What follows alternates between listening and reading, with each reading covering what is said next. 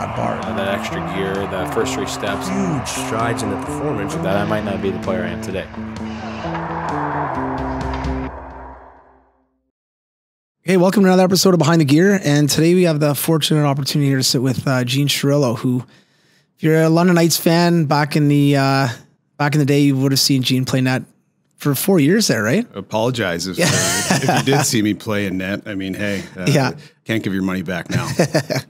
No, well, obviously you've got an unreal story just from start to finish. But as far as just being here with the London Knights, I mean, I know you had one of the, probably not you, but the team had one of maybe the worst years in OHL history, potentially. Yeah, it was. I came the year after the three. It was. They went 360-3, and then I was drafted out of Sault Ste. Marie. I played minor midget. And my mentality coming in was, hey, we can't do any worse, right? And so my rookie year, I think we won 13 games. Okay. But early on, they traded our starting goalie, who was Owen McInerney, and he was a great goalie. He was a 5th-round pick, I think, to Dallas. Yeah. Poor guy got shelled the year before. Yeah. And I came in. They traded him early and gave me the reins, just enough rope to hang myself with. As a 16-year-old, basically, 17. Right? 17. I wasn't an underager, but I was 17 by that point.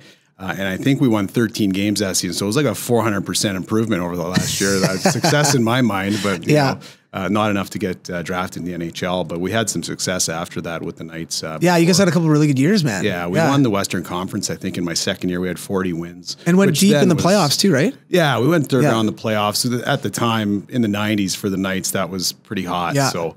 And then the year after that, we went to 7th game of the OHL final against Belleville, and we lost in the 7th game, I think, by a landslide. But it was a pretty good kind of Cinderella run because we weren't pegged. Yeah. And we had a couple of upsets in the playoffs that year. That's cool. And so a lot of playoff action. Then my 4th year, my overage year, we didn't make the playoffs again. So. Yeah, out of 4 years, 2 years in the playoffs. Oh, that's great, man. Yeah. That's really good. Now, Sault Ste. Marie obviously is hometown for you. What was minor hockey like for you? Did you start at a young age? Were you a little bit later getting into minor hockey? Or? I started when I was 5, and my dad had me on skates when I was 3. I think just public skates, and I started playing goal at 7, and I played up with the 8-year-olds, and then in Sault Ste. Marie at the time. So exceptional status at 7. Oh, that's cool. There was a very thorough process to determine that at the time. I think part of the process was they didn't have enough 8-year-old goalies, so you know you're in. And I started playing AAA at the earliest at 9 years old. Oh, you did? As a goal. That was the earliest you could then. I don't know if that's same. The case. Yeah, like Adam, right? Yeah. So I played AAA throughout. I played 1 year at AA. But growing up in the Sioux, it's a bit remote. And at the time, there was no junior B or Tier 2 hockey in Sault Ste. Marie or the surrounding area. And so we, as minor hockey players, we just practiced. And we went to a lot of tournaments, 10 or 12 tournaments a year. Wow. We weren't in a league per se, which is good because you get a lot of skills in, a lot of practicing. But on the other side, that game action is so invaluable too. And so we hit a lot of tournaments. And for kids from a small center, we were going to Don Mills and into the GTA, and we were beating teams from centers that were much larger than us. That's crazy. Yeah. So we had a pretty good nucleus of skilled kids, even for a smaller community. Oh, that's cool. And then going through minor hockey, you would have played. Did you play in the Great North Midget League then? I did, yeah. You kind of traveled around, right? Exactly. Yeah. So pretty competitive loop as well. And guys from that league would get drafted to the OHL regularly. Yeah. And I'd see their faces again playing for the Knights and whatever teams they landed on. Because I'm from Sudbury, so when I was going through it, same thing. I ended up playing the Great North Midget League. And it was almost like a mini OHL because you go to like Timmins and play Timmins, New Lisker, Kirkland Lake, and come back, and then go to Kapuskasing or Sault Ste. Marie. So it kind of gave a lot of the guys, I didn't play in the OHL, but a lot of the guys that played in the OHL gave them that experience of traveling a bit on the bus, staying in hotels with buddies. That was really the Great North Midget League was really my first taste of playing in a league. For sure, right. From the Sioux, our closest tournament was even Sudbury as kids before midget. The Big Nickel, and you guys got dusted. 300 clicks away. Got dusted by Sudbury, probably, right? It was give and take. It was, similar communities. It was always good hockey, but like I say, that's 300 clicks away from each other, and so it wasn't really conducive to league play. For sure, for sure. And then, what was it like going through that draft year for you? I know it's a couple years ago now, but going through that draft year and then small town, Sault Ste. Marie, Northern Ontario, and then all of a sudden getting drafted by London and kind of. What was that whole experience like for you, your dad, kind of your family? Was it surreal a bit? Or it was weird. And before the draft here, I I tried out for the Sioux Greyhounds as a double underage, which now is exceptional status. I think, like, joking aside, I think there is a thorough process. Back then, though, young guys were doing it all the time. And you could play in your hometown. Yeah. A friend of mine, Rico Fata, who I played on the Knights with, actually did that. Sick wheels. Right? Fastest skater you ever seen, probably to this day, too. So at that point, I was kind of courted by a few junior B teams down in Southern Ontario. The Muskoka Bears was one, Cambridge Winterhawks. I don't think either of those organizations exist anymore. But being from the Sioux, it's like 8 hours away from home. I'm like a 15-year-old Italian mama's boy. You know, it's just it was too much to wrap my head around. And so I chose not to leave the Sioux, and whether that was beneficial or detrimental to the to my development at the time in the early 90s, rather, that wasn't a common thing. Kids leave the nest that early, especially being from Northern Ontario. So I played my minor and into midget. And so when I got drafted by the Knights, it was it's do or die, right? I mean, you're gonna go. You're gonna get over the homesick fear, or being beside your mom and dad. It was a difficult. Come from a close family. It was a difficult decision. 100%, But I actually watched one of your podcasts with Bo Horvat, and he talks about going to play in Toronto. And he describes getting to a rest station between Rodney and Toronto, and and thinking like. It was a moment where he had to consciously make a decision. Am I going to push myself out of my comfort zone here? And obviously it benefited him a great deal, but I had to make that same conscious decision. This is way out of my comfort zone, way out of my area code. But if I want to chase this, this is what I've got to do. And I came, and I was fortunate enough to make the team. And, for the 4 years that I played here, I was treated really well. So no regrets. Oh, that's awesome. Do you remember your first 2 weeks being away from home? So let's say you're going through training camp. Do you remember, because I went through this, I left Sudbury, went to Markham, which is a lot shorter. It's a 3.5 hour drive or whatever it was. But I remember my first 2 weeks sitting in my house, my billet's house had unreal billets, but still just sitting there being so homesick, thinking about what my buddies are doing and how I'm missing out on everything. And did you ever go through that? I don't think I spoke for 2 weeks. Really? I just went silent, and my parents were here for the better part of 2 weeks, because training camp, once you decided you were all in, training camp was quite long. And so for a week and a half, my parents were here, and I was in a hotel with them, and we were eating at Olive Garden up on Wellington Road. I was a fairly outgoing kid. I didn't speak. Like, I was just, coming from a smaller town, you're in a bigger center now, and your eyes are wide open, and it's not things you never seen before, but it's a new experience, and it's intimidating.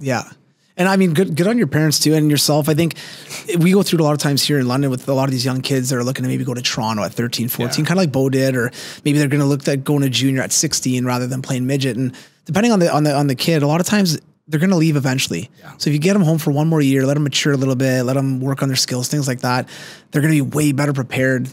Had you gone maybe early, maybe that would have blown up. It could have been detrimental. But my parents would have never forced me to do anything I wasn't comfortable with, and it wasn't ultimately their decision.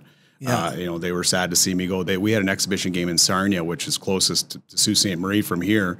This was before Saginaw or Flint were in the league, and so they drove me to Sarnia, or they drove to Sarnia behind the bus, watched the exhibition game, and there was hugs and kisses and tears, right, as the bus kind of pulled away, and that was it. And then you see them the odd. I mean, they came often, but you go to Sault Ste. Marie to play the Greyhounds. They were in our division then, but it was. It's tough, man. It's mentally on a 17-year-old kid, and then to have to deal with academics. You're going to high school, new crowd of kids. I went to a small Catholic school in the Sioux. Now I'm at Saunders. There's 2,500 people. Crazy, right? And juggling that, hockey, the stresses, the pressures of that. We didn't have to deal then with the rigors of social media or anything like that. You know, back in those days, but.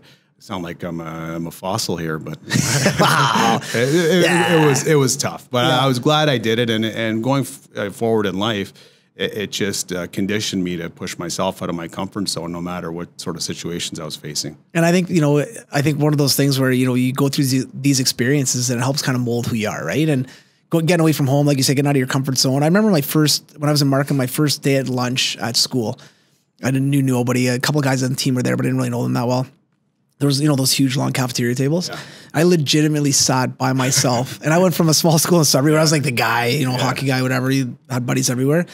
I was just thinking to myself, like, what am I doing, man? I had zero friends, like empty. And then, it gets better and better. You get to know some people, and it was unbelievable. But you go through that. Am I making the right decision here? And I'm glad I did. I'm sure you are too. And it kind of helps mold, kind of who you are today, right? Like, it gives you great confidence. Yeah. And it gives you great people skills.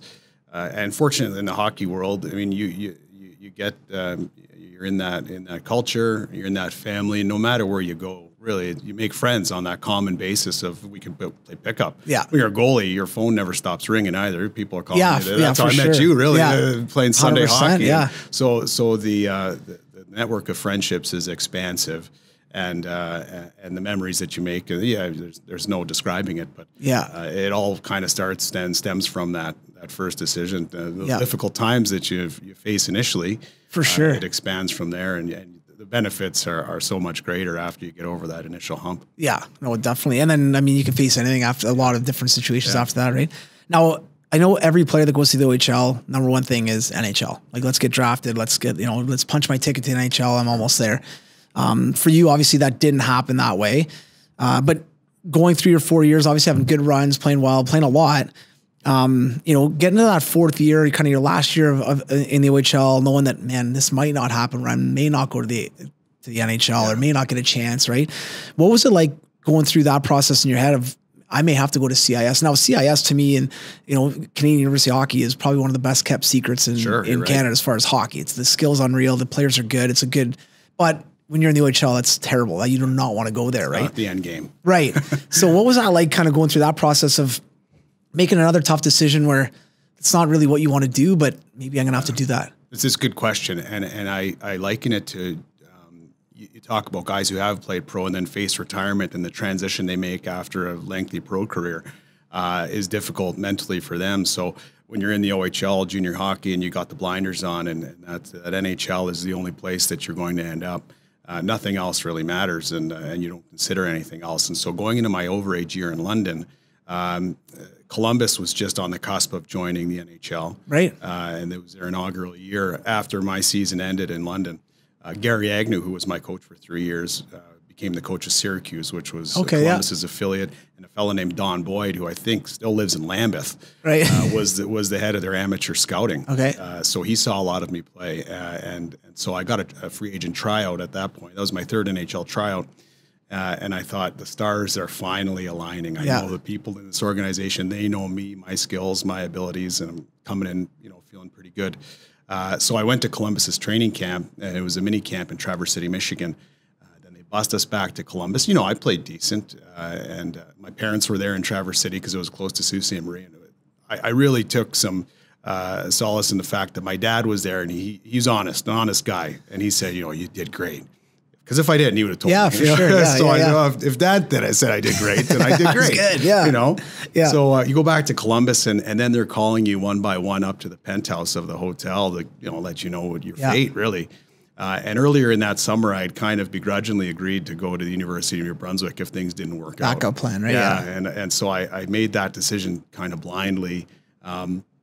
Committed to the coach that had called me quite frequently over the summer months, but all the while knowing that I was not going to end up there. Yeah. Quite certain, quite confident. And so when they called me up to the boardroom, I just remember it so vividly. You shut the French doors behind you, you sit at a boardroom table, and I'm licking the end of my pen. What's this contract going to say? Do I negotiate now, or do I just happy to get my foot in the door? Yeah. And the first words they said, thanks for coming. We're not going to sign you to a contract. And everything after that was an absolute blur. No doubt. So you feel you're so close to achieving, or at least getting on your way to achieve that dream and getting that opportunity, and you don't. So everything was a blur. You shake hands, thanks for having me, and you walk out of that room. And I sat in a stairwell in the hotel, and I was crying. I was heartbroken, and I called my parents. I don't think I could speak. I'm going to school. This is my only. I had alternative to play minor pro, but I had made that commitment not only to the school, but I kind of made that commitment to myself. I was going to pursue my education. I don't know where that was going to lead at the time, but so I did. I flew from Columbus to Toronto to Fredericton, New Brunswick. Wow. And they would already been started, right? Because I was a bit late. Yeah. I was about 3 weeks into the school year, and I get to the school and I get a program sheet where I've got to record all the classes and credits that I've gotten. It's just a blank white piece of paper. And you have this overwhelming feeling that you're starting at the bottom of this mountain that you're never going to be able to get to the top of. Academics, they slid, really. That wasn't the concentration when you were playing in junior hockey. They wanted it to be, and they tried to enforce it, but it was ultimately up to the individual. So it was a tough transition. I struggled, man, my first year of university. And CIS hockey, like you're going from 4,000 or 5,000 people in the old ice house, and there's 12 people watching us play. Not that it's about the fans, but it adds to the excitement and the atmosphere. But you're right when you say, CIS hockey even then was a great brand of hockey and a talented pool of players, and it's only gotten better. And you can see regularly now around the Christmas season when the CIS All-Stars play against the World Junior camp, and they tie them or beat them or keep it close. In recent years, we went down to play University of Maine or Harvard or Boston College, and we've beat them. Tied them, lost by a goal, gone in overtime, had close games. When I was there, we beat the St. John Flames AHL team. Oh, really? Oh, yeah. Cool. At the beginning of the season in exhibition action. So it's a great brand of hockey, and it is a great secret. And so many players make the jump to the pro ranks. I had 3 buddies that signed NHL contracts right at a UNB. So it's crazy, yeah. You don't hear about it, but it is a great brand of hockey. And I mean, UNB's got such a storied franchise, right? They do a really good job recruiting, and they got obviously good funding, which helps. But they were in it again this year in the finals, and I think they won it again this year. They did just on Sunday afternoon, and a lot of credit there has to go to their coach. His name's Gardner McDougall. Gardner and I came in my first year. He was a first year coach. Okay, and so before that, UNB didn't have that history or that that tradition of success. But he came in and just a workhorse, really, and a great recruiter. And recruits character guys. You're going to get skill, but he goes after character guys. And, great kids. They go on to play in the pros, or they go on to get degrees, master's degrees, law degrees, you name it. So the quality of people that come out of the organization, regardless of where they go afterwards, is pretty impressive. No, that's cool. That's it's unbelievable. And as far as going into that, obviously overwhelming a little bit going to school and totally shifting gears from the OHL where you want to get your grade 12. You're done with grade 12 and then hit hockey and just hockey. So you're a couple of years out of school, and then all of a sudden now you're on a computer again. You're learning how to type again. You're learning how to spell and read. That's what I said to my mom. I gotta learn how to read again. Totally. But I mean, through those couple of years at UNB, obviously you had a crazy thing happen to you, right? So if you want to kind of go through that a little bit, just as far as being a normal guy in the off season, kind of having fun and doing your thing, and then all of a sudden within a week you're not a normal guy anymore. Sure. It was after my 3rd year, and so I was going to my graduating season at UNB. I'm just gonna slide something. Just sure. No, you're good, because your voice is real sexy. I don't want to get on there. So I was actually contemplating whether I was going to play hockey that coming season or not. So you were almost not going to go back. I was going to go back. I was going to graduate. I was kind of checked out of hockey. And we had recruited a goaltender in from the Ontario League as well, who was really good. And I knew he was invested more than I was, to be honest. And I thought I was just going to go back, finish my schooling. I'm not going to play hockey anymore further to this, so what's the point? And in July of that summer, I had a few drinks one night. It was my parents' 25th wedding anniversary. I had a few drinks, went to bed, woke up in the morning, blurred vision. I realized I probably had more drinks than I thought. Somebody punched you in the eye. I was actually, at the time, I was mowing lawn for the city as a student. I was mowing the parks. I was riding lawnmower. I'm going to work and I'm seeing double, and I'm leaving big swaths of grass uncut. So a couple days went by, and I got in to see an eye doctor and eventually an MRI. And the news came back that I had a brain tumor. And a healthy guy outside of the odd wobbly pop here and there. But, you're 22, 23 years old. So I had a brain tumor on my brainstem, which you think of your brainstem being at the back of your head or the back of your neck. This was actually on the front of my brain, which makes it a heck of a lot harder to get to surgically, right? So I went to Toronto. I met an oncologist, and he walks into the office the first time I had a scan. He walks in the office the first time he sees me. He says, "Well, you're going to have to see a neurosurgeon." I had a neurosurgery. It lasted about 8 or 9 hours. Wow. Yeah, they went through my nose into my brain. I got a lot of big nose, so a lot of room to work with. Like went in with a hammer and a chisel probably. But the outcome of that surgery was reportedly good. My vision went back to normal. I recovered at home, and then the pathology came back on the tumor saying that it was cancerous, which was alarming, but didn't really feel like it mattered to me because it's out. Right? It's gone, right? Yeah. So mission accomplished.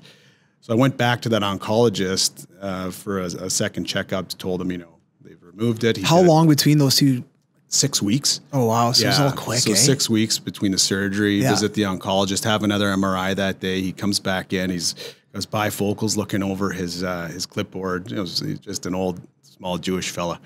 And he says, well, either this tumor has grown back or they haven't removed it.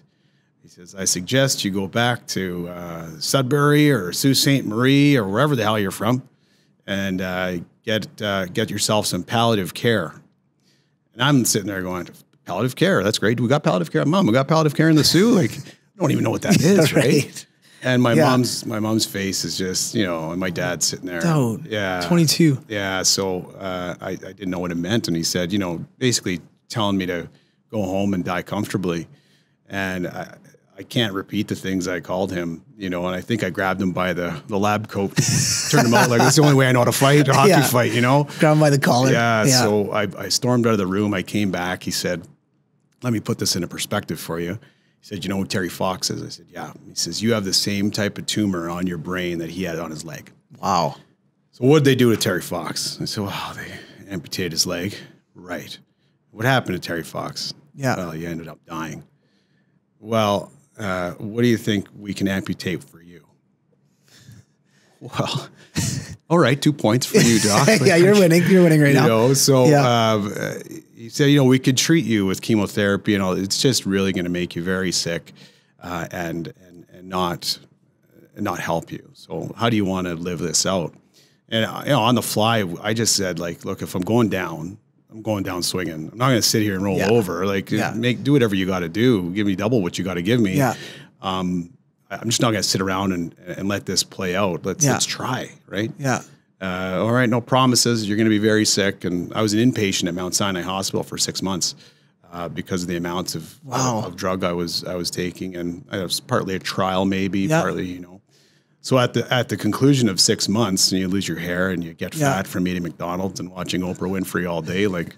We have an MRI. No Netflix back then either. That's a tough one. Like a 7-inch Daytime screen TV. over the bed. My mom just sitting there, there's only so much you can talk about after a while. But after 6 months goes by, we have another MRI, and this is going to be the tail of the tape, And how nerve-wracking was it leading up to that MRI? Awful, right? Yeah. Like, what's it going to say? Did it go away? Is it still there? Is it any improvement whatsoever? I didn't feel any worse for wear, but for the drugs I was on.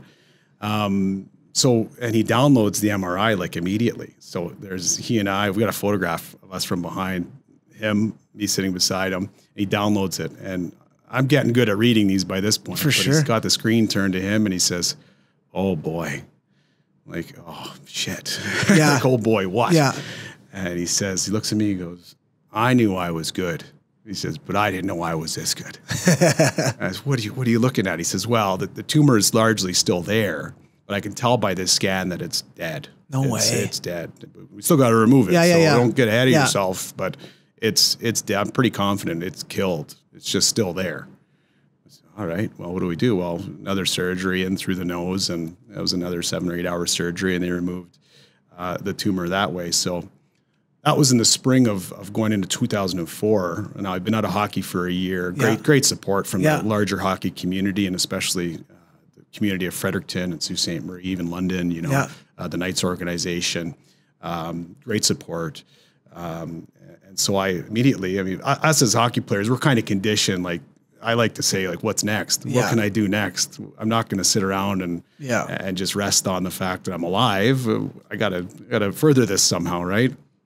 So I told the oncologist that we had a good relationship after. I said, I'm going to go back to school and play hockey. And this is now in July, and the training camp starts in August. Yeah.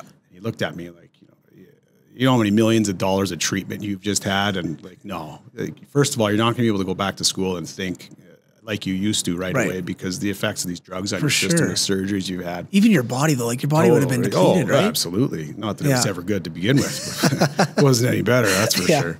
And he says, hockey is absolutely out of the question for you this year or ever again. Come on, get real. Yeah. So I let him say his piece, and I just quietly went away, and I called coach at UNB and said, I'm coming to training camp, you know. And I did, and you know, I was back on the team. I was the backup goalie. Great, you know. I practiced, played a few games here and there. I think I got straight A's in school that year, and you know, yeah. So it was awesome. It was an awesome comeback. Yeah. And really glad I did it. That was the last maybe meaningful bit of hockey that I ever played, and it was so much more meaningful just given the history that went into it. So it was quite a unique ride. What was the first game like when you actually got in net? You know, practicing obviously was an accomplishment in itself. What was it like actually getting in the net to start a game and just be like, holy shit, man? It was wild. It was an exhibition game. It was against St. Thomas University, which was a crosstown rival. Our buddy Pat Powers coached them, not at the time. And it was an exhibition game. And we had a good rivalry, but not a lot of people showed up to regular season games, let alone exhibition games. So I pull into the arena for the exhibition game. I know I'm going to get the start. And this is October, so it's about 3 months after brain surgery, right? And I pulled into the arena, and there were even 2 hours before the game, the parking lot's jammed.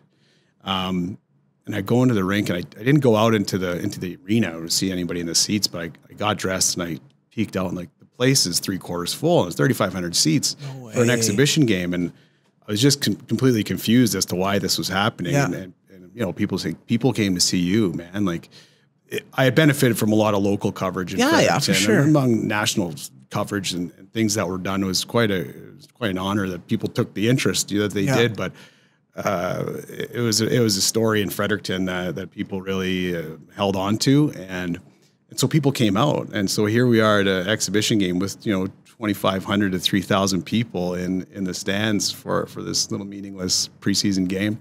I played the first 2 periods, and I think we won the game 5-2 or something like that. That's amazing, man. The emotions are indescribable. I'm getting goosebumps just thinking about it. Like, that is, what an inspiration to a lot of these people, probably, right? Like, it was a story. From that, I kind of blossomed into a bit of a inspirational speaker, because people wanted to hear the story and called on me to go to their different events to tell it. And as you get on and things, you learn how to tailor the story to whatever audience you're speaking to. But again, another great opportunity that I met so many people that I otherwise wouldn't have met, and gone places that I otherwise wouldn't have gone. Yeah.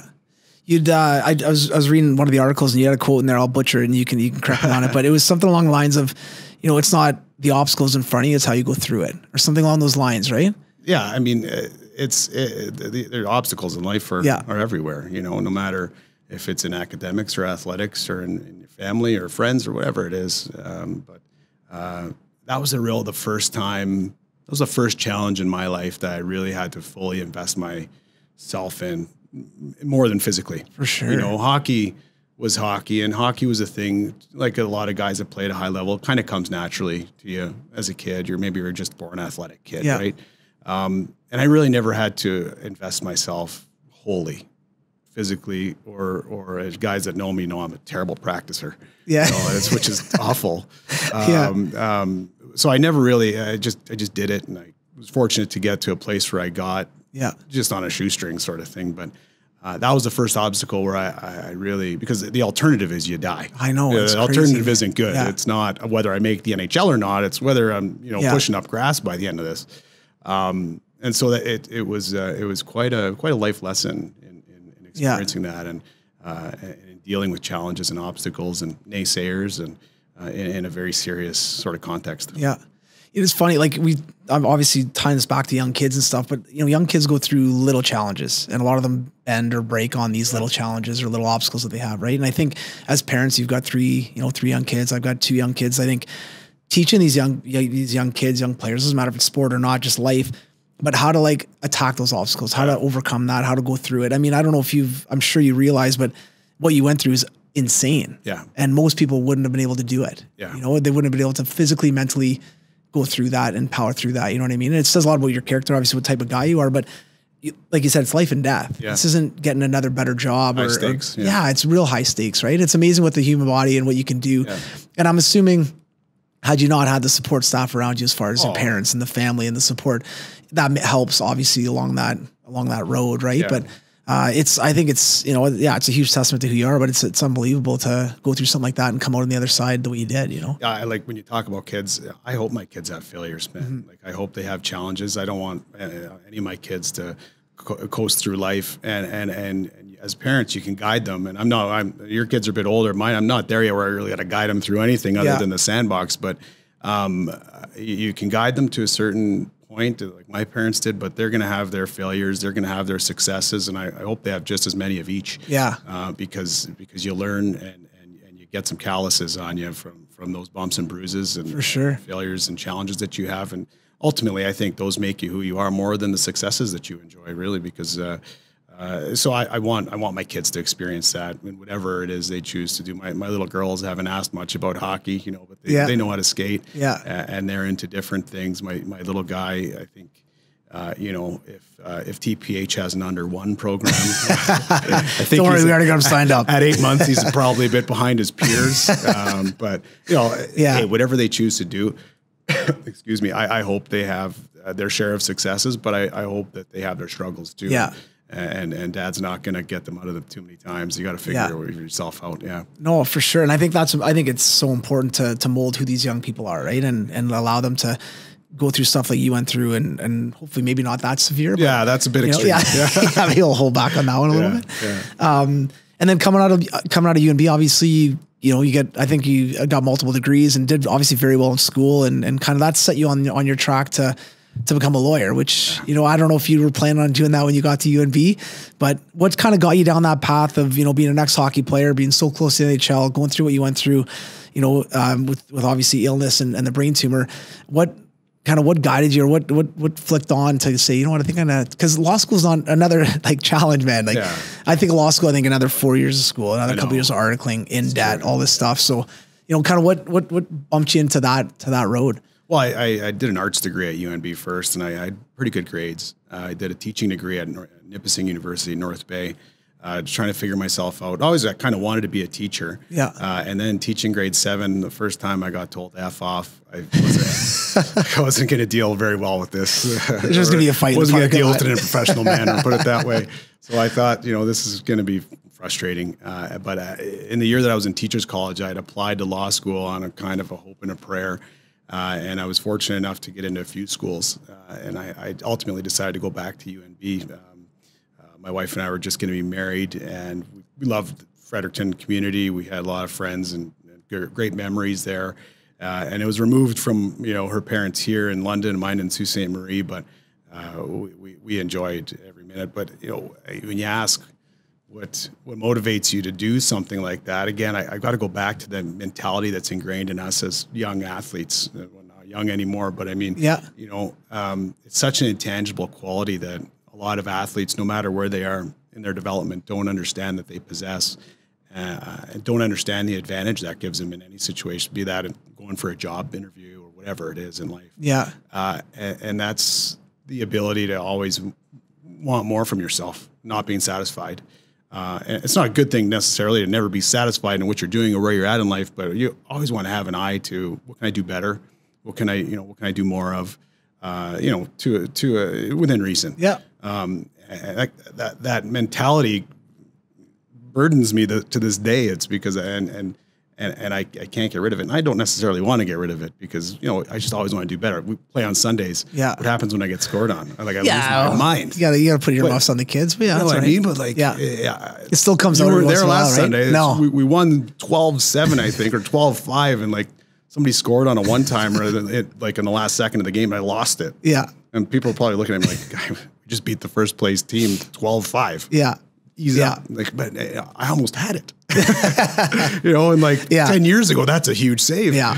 But you just always, I'm always asking myself, what's next? I'm not happy. It's like a guy who gets a hat trick in October and doesn't score again until March. Mm-hmm. He's not sitting there telling his boys, I got that hat trick in October, remember? No, he's mad that he didn't score a hat trick the next game. Yeah.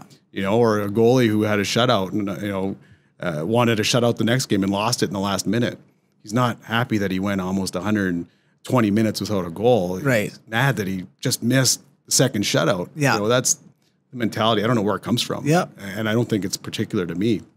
But I think as athletes and as hockey guys, I think that, you know, it's something we've learned along the way through our experiences. And it's such an invaluable skill and quality that we can carry forward, be it academics like I pursued, or if it's employment or business or whatever it is. It's just such a great tool. And I think it's one of those things too, I think with, you know, you have a young boy now, young daughters, when you see that in them a little bit, right? For parents, I think to like harness that and push it the right way. If your daughter likes piano or my son likes soccer or whatever it is, right? Like channel that the right way, because it's such a benefit if they have that passion for something or whatever it is, right? Yep. And then that competitiveness, I think in life in general can be a bit of a hinder sometimes, right? It can definitely be a fault, but if it's channeled the right way and worked the right way, I mean, it's going to set people up for success. You know, if parents know how to kind of see it, harness it, and kind of grow it. Yeah, right? I push my kids into those uncomfortable. I got one that's outgoing, one that's kind of shy, one that'll surprise you a bit. But, you know, I push them into those uncomfortable situations. Yeah. And I want my little girl who takes music lessons to get up in front of a crowd of a couple hundred people and sing a song by herself. She's nervous. Yeah. You know, when I'm nervous, when I'm sitting there, I don't feel good about how nervous she feels, but, you know, she does it, and I don't make her do it. But, you know, I love pushing them into those uncomfortable situations because the confidence it gives them, and much like the stages that we played on, you know, in a different context. But I think you always got to push yourself out of the comfort zone, and to do that to young kids, in a reasonable way, I think, again, really instills in them those tools that we benefited from. For sure. And I mean, you said something there about putting them in uncomfortable situations, which I think it's huge for even us as grown men, right? Going into a different party and force yourself to go talk to people that maybe you're not used to talking to, right? And different things like that. And you know, being a good role model. And one thing I want to touch on a little bit today, I know it's a bit controversial. We talked about it a little bit before the podcast, but you know, you wrote an article a little while ago, in November, I think it was, about there's a big thing going on with minor hockey, or not minor hockey, sort of with basically amateur hockey. So let's call it the CHL, the QHL, the QMJHL, the WHL, and the OHL, where there's a lot of people on the camp that these players should get paid something, a little bit of minimum wage, or a little bit of a salary, or whatever it is. And there's another camp that's, no, they get schooling paid for, they get, you know, equipment, all that kind of stuff. And you wrote a really interesting article.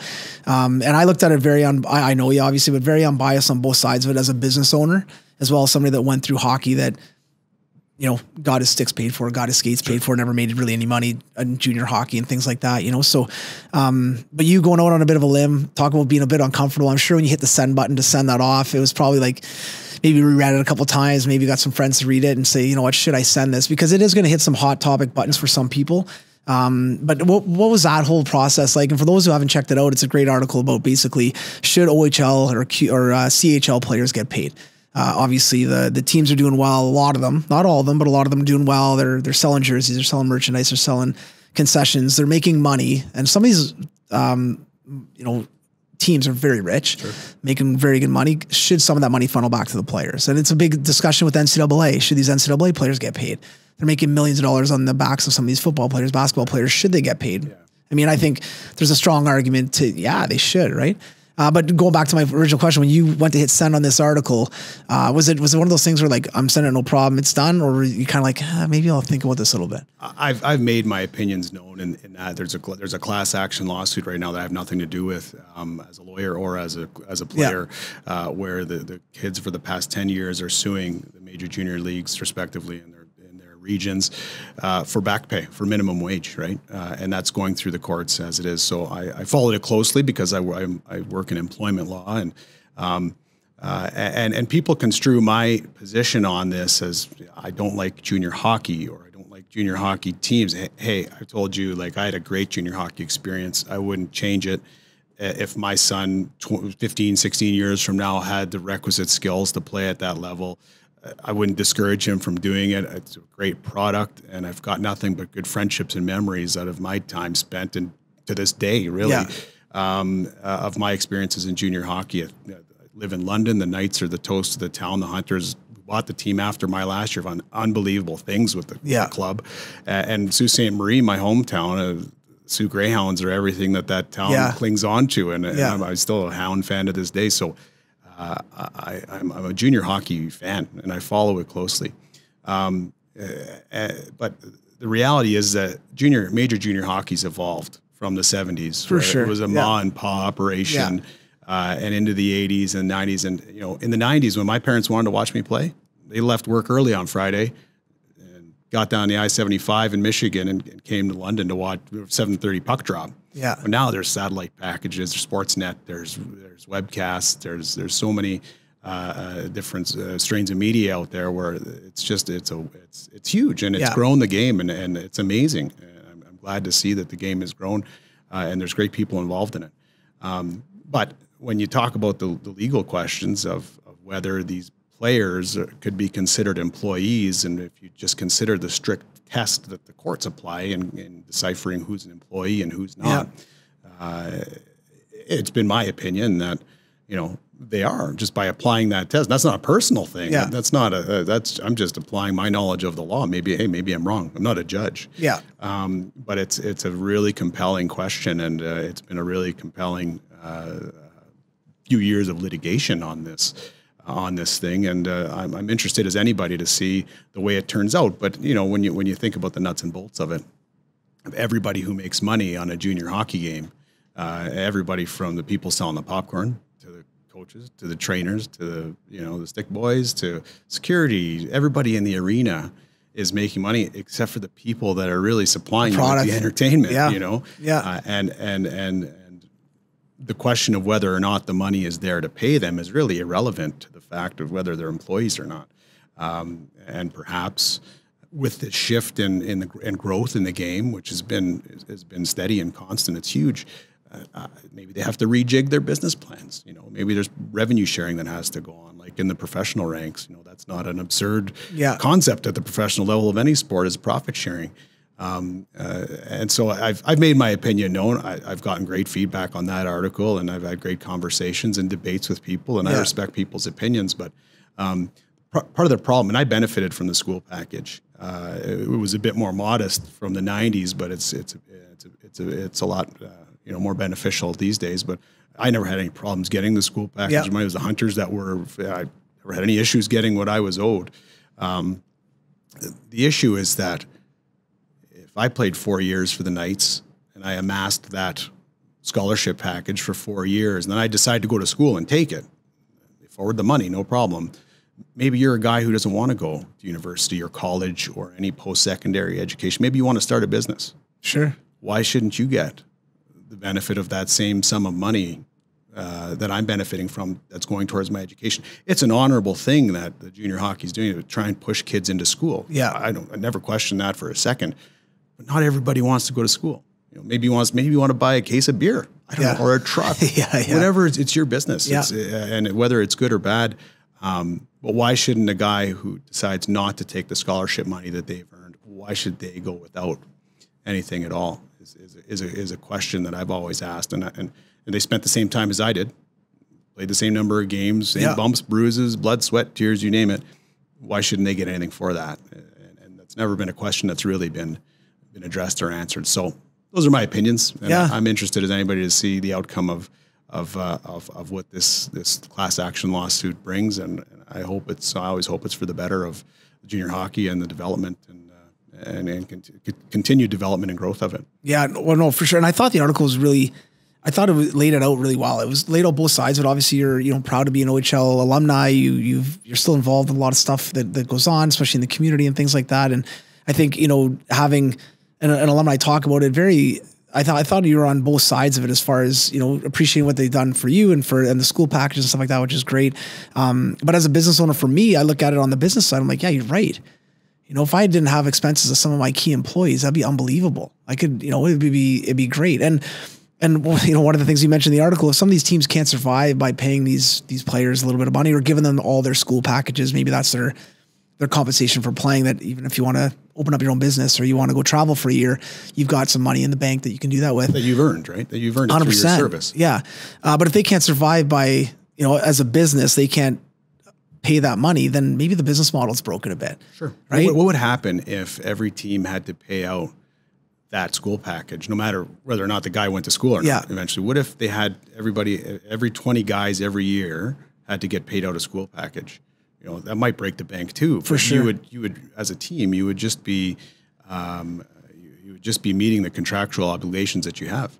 Not everybody goes to school, and I don't know the percentage of guys that do or don't, but you know, you go play minor pro for a year or two and you lose that school package too, which I don't necessarily agree with either, you know? So it's a great debate. And it's a system that's existed for a long time and perhaps needs some tweaking. No, and I think the whole idea of this whole thing going to court, it's evolving the game a bit, right? We're going off the 1970s, 1980s, 1990s. Like, we got to change a little bit and move forward a little bit.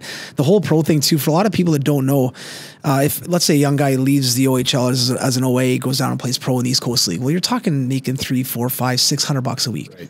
I mean, you can't go to school on that when you're done 5-6 months of work. Yep. You know what I mean? And then even in the AHL, the bottom salary is $60,000, $70,000 a year, which isn't terrible, but again, you're not going to go spend $15,000 of that on school, right? And to argue that though, even if you're Corey Perry, and you're making how many millions of dollars a year, lots out of the gate, I mean, you make a minimum wage out of the gate in the NHL.